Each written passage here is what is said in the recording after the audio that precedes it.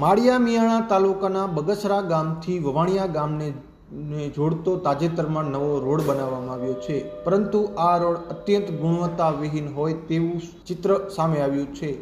Road પર મસમોટા ખાડા પડી ગયા છે, જેના કારણે વાહન ચાલકોને હાલાકીનો સામનો કરવો પડી રહ્યો છે।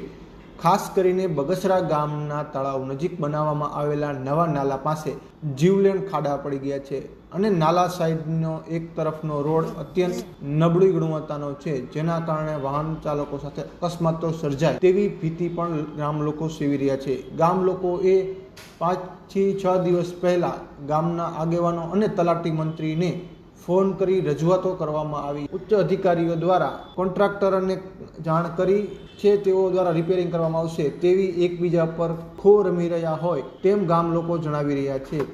આ રોડ રિપેરિંગ નહીં થાય તો આગામી દિવસોમાં વાહન ચાલકો સાથે ગંભીર અકસ્માત થઈ શકે છે અને તેનું જવાબદાર કોણ રહેશે તે એક ગંભીર પ્રશ્ન છે। ત્યારે તંત્ર વહેલી તકે આ રોડના ખાડાઓ પૂરી તેવી ગામ લોકો દ્વારા રજૂઆતો કરવામાં આવી છે।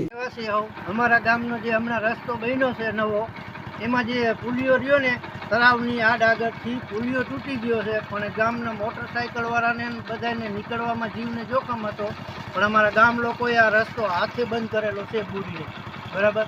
તો આ લોકોને જેને રોડ રસ્તાની જેને જવાબદારી એને તો આ કામ પૂર્ણ કરવું જોઈએ કે નહીં, કે કોકને ધ્યાન આપવું જોઈએ કે નહીં, કે અમે લોકો પડીને ભંગાઈ જાય પછી તમે લોકો આવીને કરી દેશો બધું। મારું નામ કાનજીભાઈ નાગજીભાઈ, મારું ગામ બગસરા।